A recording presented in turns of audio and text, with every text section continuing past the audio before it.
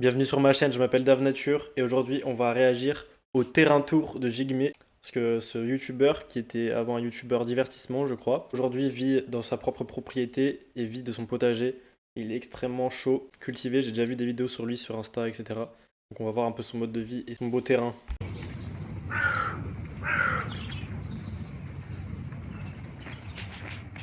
C'est magnifique et apaisant. Avant de vous faire la visite du terrain, je vais vous raconter tout le parcours d'acquisition de la propriété.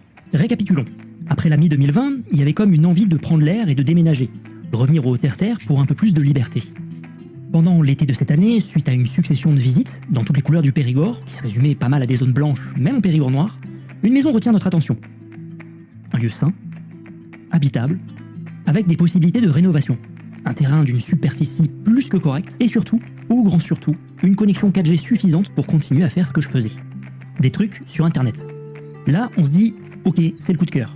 La maison n'était... C'est magnifique et il a très raison de faire cela. Et encore plus si ça permet, son travail sur internet lui permet d'être libre géographiquement. C'est la meilleure idée qu'il ait eue. Après du coup ça veut dire qu'il sera quand même exposé à des ondes. Mais bon, ce mode de vie sera bien supérieur à celui des gens normaux, enfin des gens classiques, de la moyenne, en ville, en agglomération. Même pas encore sur le marché, mais on a quand même refait des visites avec l'agence qui n'était donc pas encore mandatée. On a revu à multiples reprises les propriétaires, avec nos parents respectifs, ainsi qu'un ami travaillant dans l'immobilier, histoire de pouvoir récolter un maximum d'avis divers et variés. L'ami en question l'a trouvé pas mal, quoique un peu cher par rapport à sa localisation, car lui, c'est plutôt dans le noble Périgord noir qu'il a des biens en gestion. Le beau-papa, lui, artisan, disait que la structure et l'ensemble étaient plutôt sains. Mais de manière générale, tout le monde tenait ce propos. Mais vous savez, le terrain est un peu grand, vous vous rendez pas compte de l'entretien qui va avec. Et puis, vous avez le temps de faire d'autres visites, d'y réfléchir jusqu'à l'année prochaine, ou bien de faire baisser le prix. Moi, je me souviens de ma mère qui nous a dit exactement à cet endroit: ne négociez pas, sinon elle va vous filer sous le nez. Et quel que soit le prix, c'est le prix de votre liberté. Ainsi, nous avons très vite signé le compromis de vente, et avions donc plusieurs semaines devant nous pour réunir les fonds nécessaires à l'acquisition. De quels fonds parle-t-on? Eh bien, à nous deux, nous avions exactement 20 000 euros d'apport. Et la propriété, elle, en valait 280 000. Pardon, 304 000 avec les frais de notaire. N'étant pas client de banque traditionnelle, nous avons donc fait appel à un courtier, qui nous a tout de suite dit: non, vu votre dossier, revoyez vos attentes et visez plutôt un bien à 220 000 car c'est le maximum auquel vous pouvez prétendre. Nous avons écouté ses précieux conseils et nous avons revu nos attentes à la hausse, avec un autre courtier qui nous a bien accompagnés et a trouvé des solutions pour cocher les cases des banques tradis. Car des fois le calcul est bon, mais c'est le logiciel qui est un petit peu con. Heureusement, cela ne nous a pas refroidi et on s'est plié en quatre pour présenter un projet béton. Malgré tout, le banquier en charge de notre dossier ne comprenait pas, lui non plus, ce que deux jeunes actifs allaient faire à s'enterrer en Dordogne. En plus de ça, je cite: vous auriez été artisan, on vous l'aurait donné de suite le prêt, mais là, YouTube ne sait pas trop ce que ce sera dans 10 ans. Bon, en soi, il a pas tort. Et finalement, la banque a dit: bon allez, on y croit, et il nous faut juste quelqu'un en caution. Et là, merci, au grand merci au beau papa de ma chérie, il est à la même banque et est artisan, plombier, électricien, chauffagiste, tout pour rassurer l'établissement bancaire. Donc on signe toute la paperasse, et avant d'être propriétaire du bien, pour rappel, on devient avant tout propriétaire d'un emprunt sur 25 ans, environ 300 000 euros à un taux... Là c'est un peu le problème du système bancaire moderne, c'est exactement ça, c'est que tu es obligé de t'endetter sur plusieurs dizaines d'années pour pouvoir avoir un toit sur ta tête. Quand on y réfléchit, c'est quand même fou. C'est quand même fou. De 1,49% et une assurance emprunteur à 0,34%. On a vite changé l'année suivante pour du 0,17. Ça nous fait donc des mensualités d'environ 1250 euros, soit plus ou moins ce que nous dépensions en loyer dans nos appartements respectifs à l'époque. Ça n'a donc rien changé, mais ça a tout changé. Signature chez le notaire le 18 décembre 2020 et on débarque dans la foulée. Bon, et qu'est-ce qu'on a eu pour 305 mois? Eh bien, une maison avec une surface habitable d'environ 150 mètres carrés. Dans le prolongement de cette maison... En réalité, cette surface habitable, elle est absolument inutile, surtout si tu vis naturellement, c'est-à-dire quand tu vis en communauté. En réalité, la maison, même dans les pays où il fait froid, très froid en hiver, elle n'a pas du tout besoin d'être aussi grande, parce que elle nécessitera plus d'entretien, plus de chauffage pour être chauffée, donc plus d'énergie à consommer, donc ça utilise encore plus d'énergie, donc ça use encore plus l'environnement. En réalité, il faut voir la chose comme...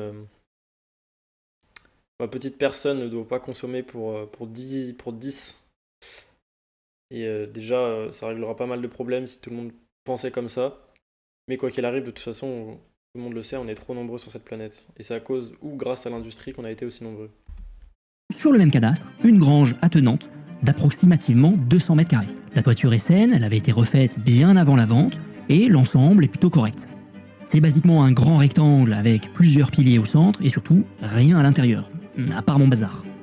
En plus de ça, un verger et une truffière déjà installés.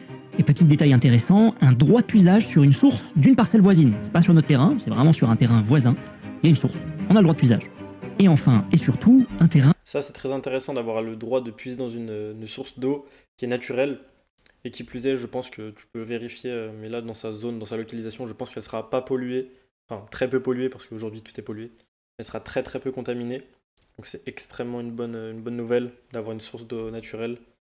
Mais ouais, ce que je voulais dire, c'est que là, les 150 mètres carrés habitables plus les 200 mètres de sa grange, en réalité, c'est trop grand.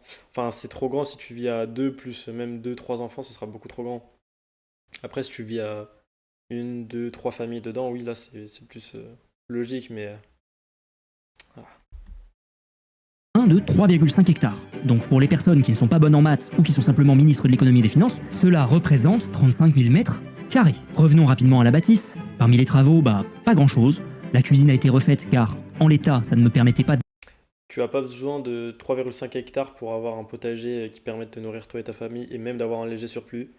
Il faudrait environ 1 hectare, voire 1,5 maximum.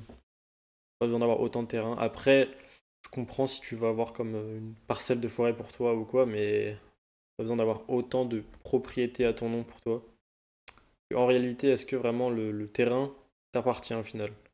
Est-ce que c'est une bonne chose d'avoir eu des papiers, de la légalisation sur l'appartenance à un bout de la planète? bosser comme je voulais. On a passé le premier hiver avec du simple vitrage, et l'année suivante, on a très vite décidé de dépenser notre enveloppe d'apport qui nous avait été laissée dans 15 000 euros de menuiserie, 9 fenêtres et 2 portes. Niveau chauffage, on est sur le grand classique des maisons de campagne un peu à l'ancienne, donc du fioul. On a aussi un peu de clim réversible et surtout un poêle dans la pièce à vivre. Et ça, y a pas à dire, c'est vachement agréable. Et ce qu'il est tout autant, c'est qu'entre-temps, l'année dernière, la fibre est arrivée. Le poêle, c'est bien, mais l'idéal, c'est même une cheminée parce qu'au moins, tu as la lumière naturelle du feu qui se dégage, qui sont essentiellement des infrarouges, qui sont extrêmement bénéfiques pour la santé. Et aussi, la chaleur se diffuse mieux, tout simplement. Si t'as pas la vitre, tu as toute la chaleur qui se diffuse mieux.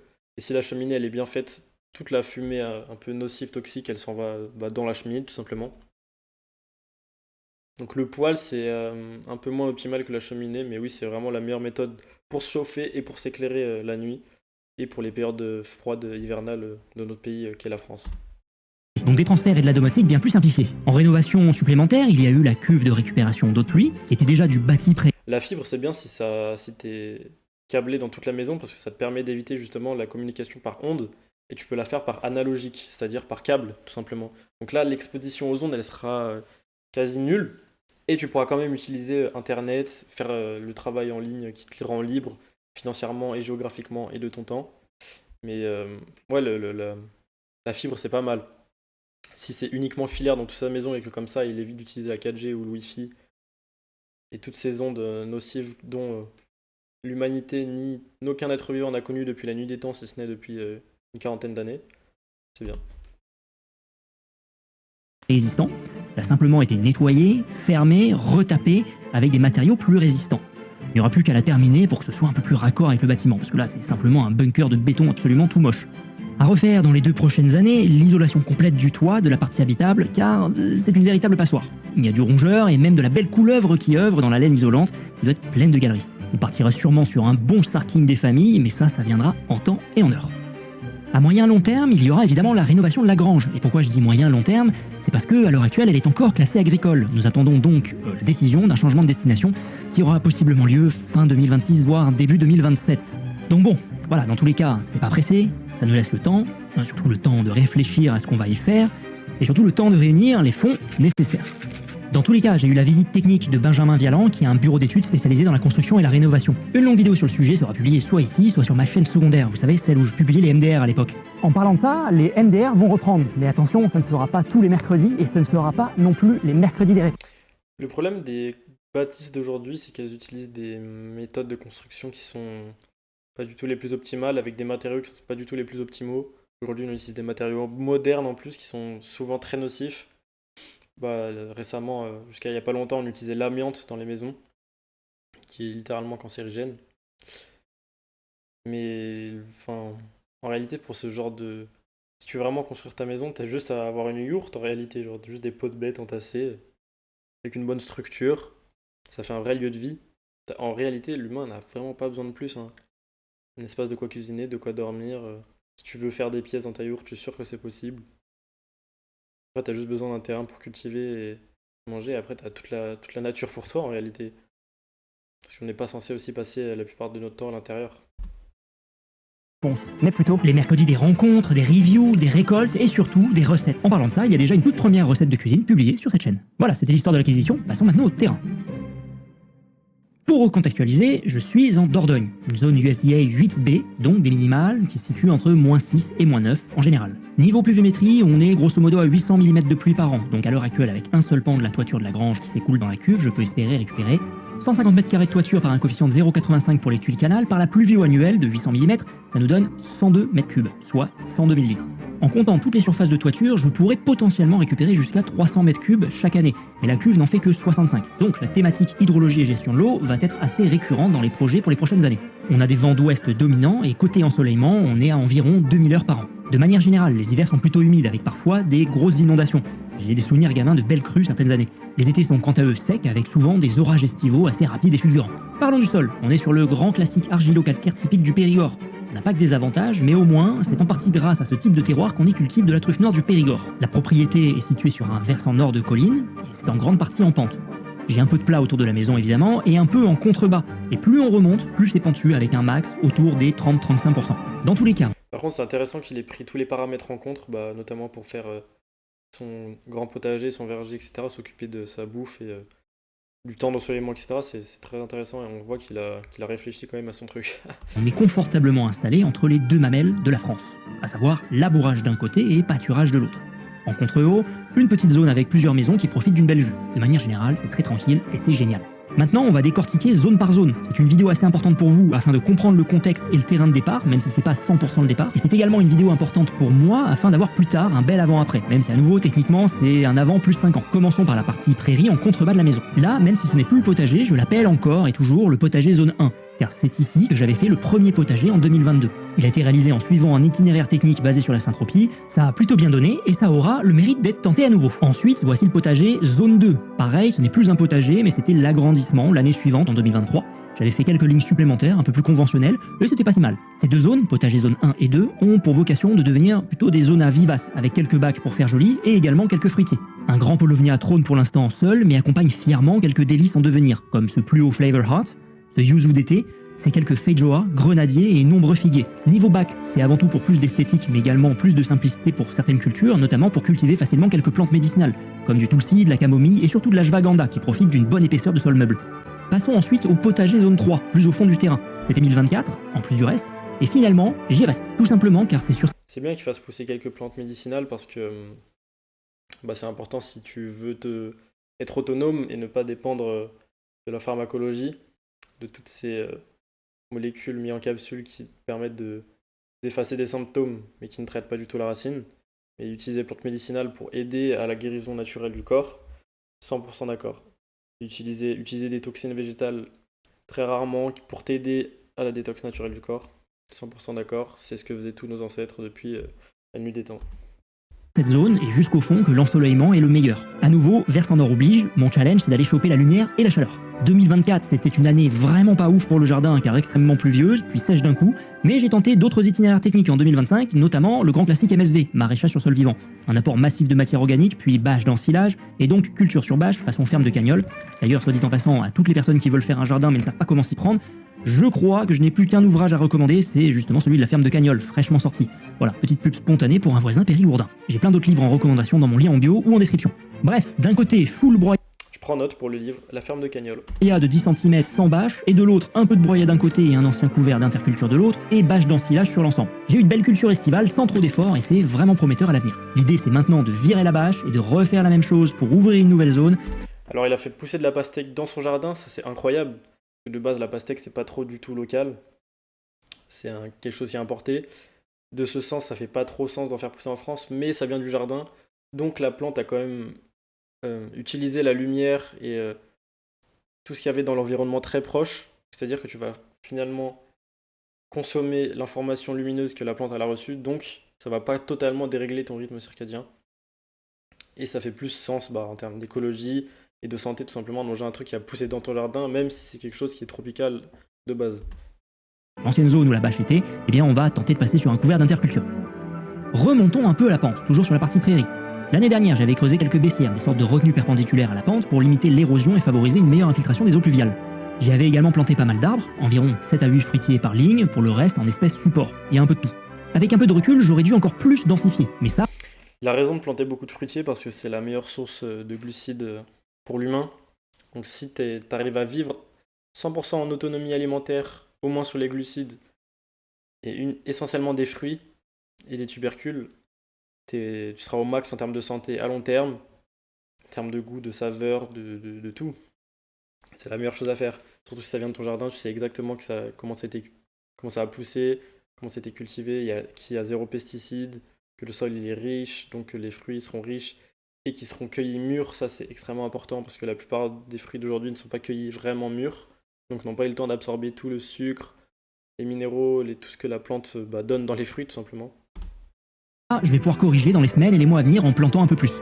Dans tous les cas, malgré un été 2025 bien sec et quelques passages de chevreuils qui ont perturbé à leur façon les plantations, j'ai pu tirer un goutte à goutte de secours et abreuver les plus importants. Par contre, ce que je vous l'ai dit tout à l'heure, c'est qu'il a plein d'espèces d'arbres qui n'ont pas vraiment sens à part pour la beauté visuelle, mais c'est importé pareil de zones, pays où les arbres concernés ne sont pas vraiment les bienvenus. Ça doit nécessiter du maintien artificiel, par exemple de l'eau, des bâches. C'est vraiment pas la manière optimale de voir le potager et de voir la vie en autonomie à long terme. Après, je sais pas s'il a vraiment l'objectif d'être 100% autonome, mais si toi c'est le cas comme moi, éviter d'utiliser des plantes qui viennent du Japon ou de je ne sais où, autant planter ce qui a été local et ancestral à la zone concernée, donc qui est ici la France et le Périgord précisément. C'est plutôt les boutures qui ont séché, mais c'est pas grave, j'aurai largement l'occasion d'en refaire.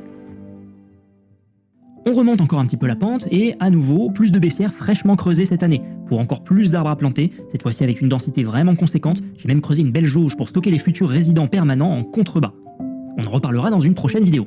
Juste à côté, le verger déjà existant, planté de manière assez conventionnelle, c'est-à-dire sans rien à côté ni en dessous. Je le rajeunirai et le densifierai plus tard. En attendant, on y retrouve quelques cerisiers, plusieurs pruniers dont de délicieuses mirabelles ou encore ce qui semblerait de la quetch. Mais ce dernier sujet n'était pas en très bon état, j'ai commencé à le reformer et à le rajeunir un coup. Il y a également 2 pêchers dont un sanguin et plus loin, près de la cuve et de la bâtisse, 2 figuiers dont un qui va devoir dégager. Rien de bien grave, de toute façon je l'ai déjà bouturé.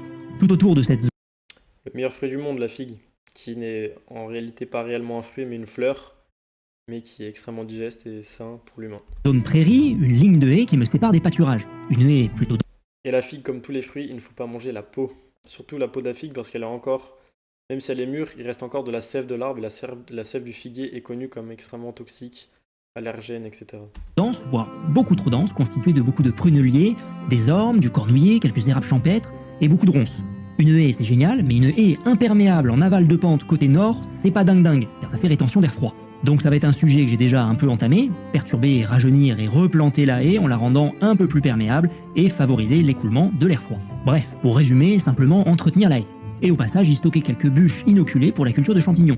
Là par exemple, ce sont des oreilles de Judas en devenir sur du sureau fraîchement coupé. Dans cette prairie, on voit évidemment pas mal de graminées, beaucoup d'orchidées sauvages lorsque c'est la saison, et surtout un début de succession avec des pruneliers ou des cornouillers qui font leur job de colonisation à divers endroits. Quelques frênes ça et là, d'anciens sureaux qui se sont effondrés avec le trop-plein d'eau de 2024, et un peu de canne de Provence qui servent bien pour le jardin. Sur le terrain, il y a du monde qui passe, de plus en plus d'insectes en tout genre, quelques vers luisants, beaucoup de papillons chaque année, énormément de pollinisateurs de toutes sortes. En parlant de ça, j'ai 2 ruches qui sont sur la partie basse du C'est très bien parce que son jardin il est vivant, comme il le dit, il y a beaucoup d'espèces qui y passent, qui y vivent. Mais l'idéal, ce serait justement d'avoir tes propres espèces pour pouvoir vivre de leur lait, de leurs œufs et pourquoi pas de leur viande.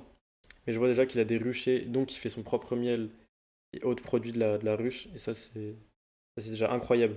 Parce que le miel, c'est aussi une des meilleures sources de glucides du monde, plus digeste, et aussi l'aliment le plus riche en glucides de la planète, donc le plus riche en énergie, donc ultra important. Et en plus, ça ne périme jamais. Donc c'est extrêmement facile à maintenir quand tu es dans un objectif d'autonomie. Il suffit juste de beaucoup en verre fermé. terrain et que je vais déménager plus haut pour les abriter un peu plus. Et également, j'observe de plus en plus de magnifiques lézards verts, Lacerta bilineata, qui donnent l'impression de s'être échappés d'un vivarium. Bien évidemment, beaucoup d'oiseaux différents, des rongeurs, des serpents, mais aussi de plus gros animaux, que ce soit des poules faisanes, des lièvres, blaireaux, renards, évidemment chevreuils et autres sangliers. Il devrait les chasser. la bonne viande sauvage de haute qualité qui n'a pas pris de traitements médicaux, qui n'a pas mangé de céréales industrielles. Remontons encore un petit peu plus, au-dessus du verger et de la maison. Une zone Et pas besoin d'aller faire courir pendant 3 heures pour aller chasser, hein. Je vois qu'il filme dans son jardin, voir qu'il y a des bêtes qui viennent. Donc il a juste à y poser des pièges. Ça lui demande quasi aucun effort, pour beaucoup de récompenses, beaucoup de nutriments, fortement beaucoup intéressante. d'énergie. Intéressante pour plusieurs raisons. La première, c'est que pour l'instant, c'est là qu'est le poulailler, avec une dizaine de poules et 2 oies et un jar, qui tous trois font la loi. Je dis pour l'instant car je vais retaper une remorque en poulailler mobile afin de faire passer C'est très bien qu'il ait aussi des poules et des oies pour purée, pour les œufs, etc. du jardin, magnifique. J'espère qu'il ne les nourrit pas aux céréales et au maïs OGM comme la plupart des gens le font.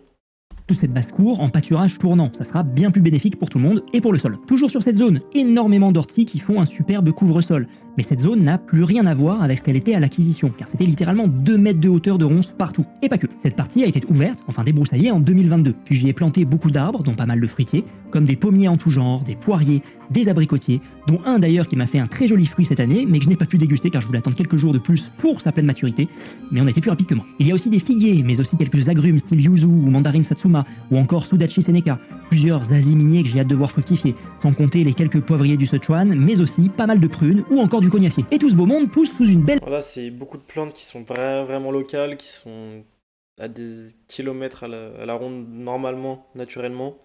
En vrai, il faudrait utiliser des graines de plantes qui sont assez locales.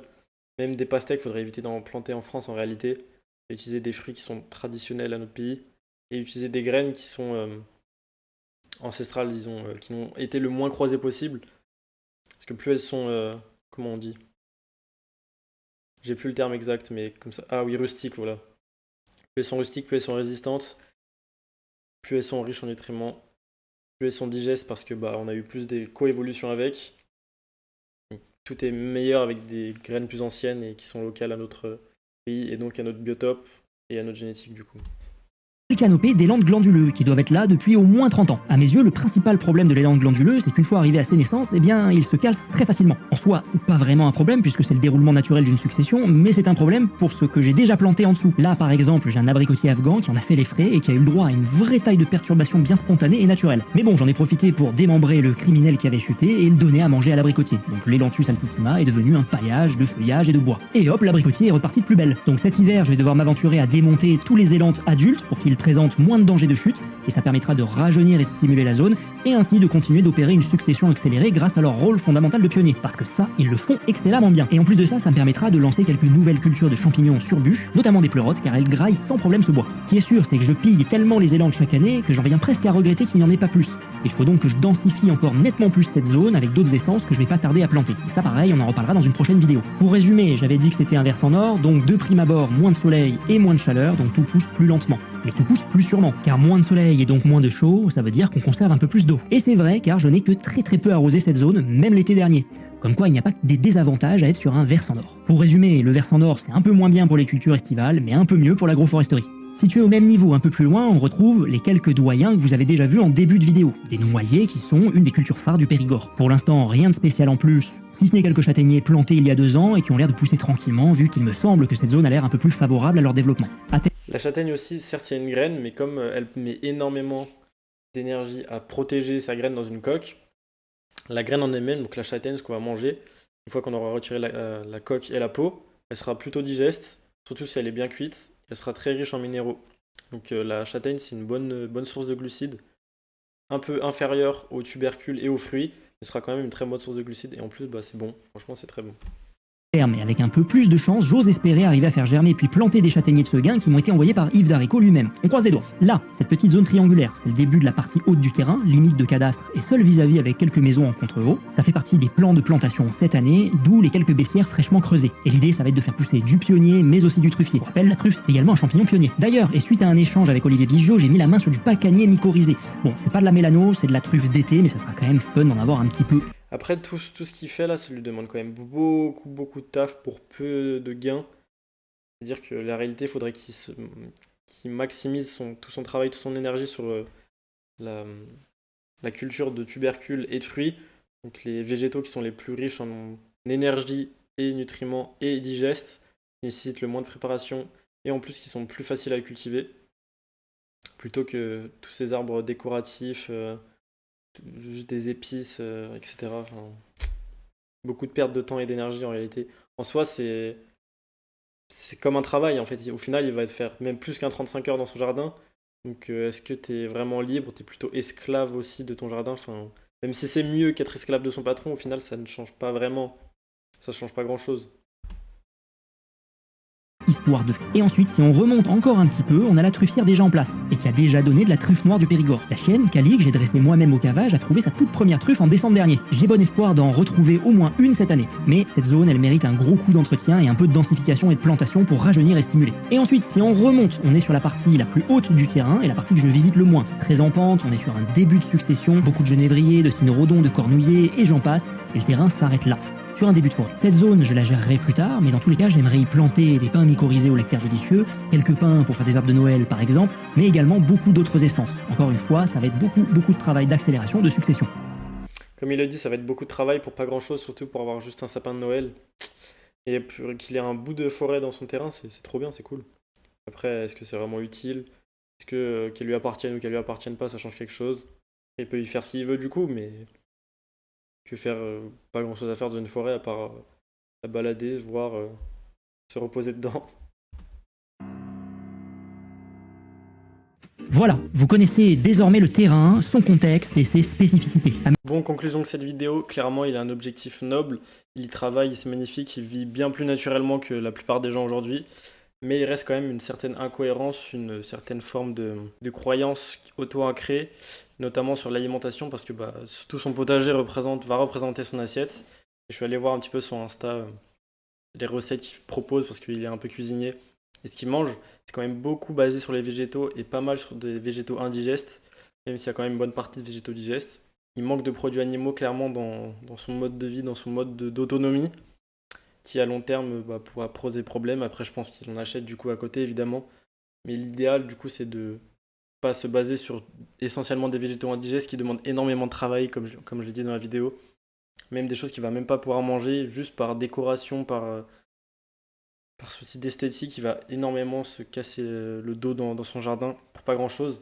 Alors qu'il pourrait juste baser son jardin sur les fruits, les fruitiers et les tubercules pour avoir le maximum de calories et d'énergie, de nutriments, des glucides.